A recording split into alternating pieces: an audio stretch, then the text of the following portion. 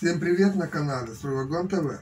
Сегодня мы с вами поговорим о том, как можно сделать быстрее и дешевле камин и как улучшить его функциональные возможности в качестве обогревательного прибора.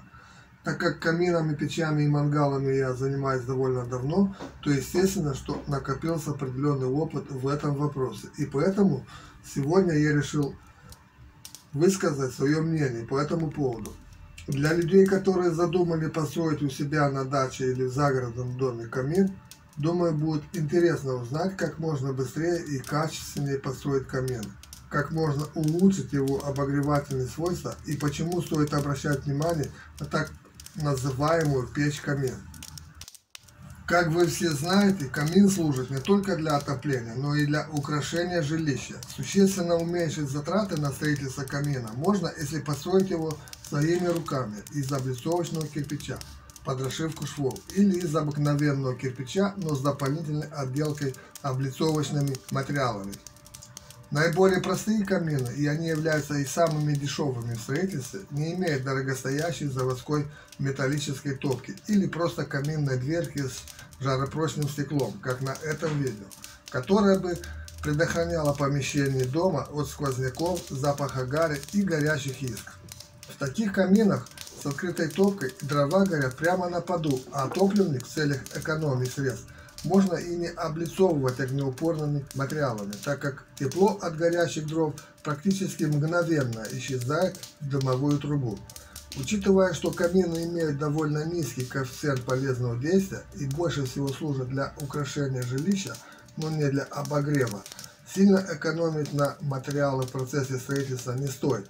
Часть ваших сбережений, как принято в таком деле, уйдет на покупку дорогих облицовочных материалов, как, например, на каминную топку и каминную фурнитуру. Но, на мой взгляд, они того стоят.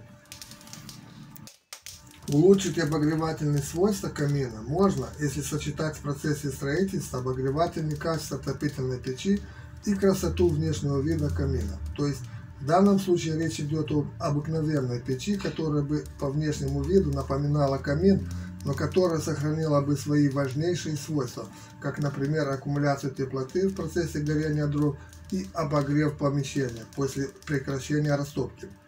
Перед вами самая обыкновенная печь-камин, которую можно облицевать, как и камин, самыми разнообразными облицовочными материалами или сделать из кирпича под расшивку швов. Такая печь-камин больше всего подошла бы, на мой взгляд, городским жителям, которые имеют дачные домики за городом и которые в них не живут постоянно, а приезжают на выходные или на короткое время. Помещение с такой печкой можно длительное время не отапливать, а при разжигании огня в топке печь сразу начинает отдавать тепло в помещение через стеклянную дверку, и через которую можно было бы созерцать потрескивание горящих дров в топливнике печи. Но также, без сомнения, такая печь подошла бы и жителям загородных домов, которые в таких домах живут постоянно. И если в топке установить змеевик для водяного отопления, то существенно можно улучшить ее обогревательные свойства и расширить площадь обогрева. Топливники печей играют очень важную роль в конструкции любого печного сооружения. Поэтому конструкция топливника печи может иметь различные формы и размеры в зависимости от типа используемого печного топлива. Для того, чтобы построить эффективную печь-камин с точки зрения обогрева, необходимо, чтобы в ее топливнике максимально эффективно сжигались дрова. О том, как правильно построить топливник для сжигания дров в печах камина, мы с вами более подробно поговорим во второй части этого видео.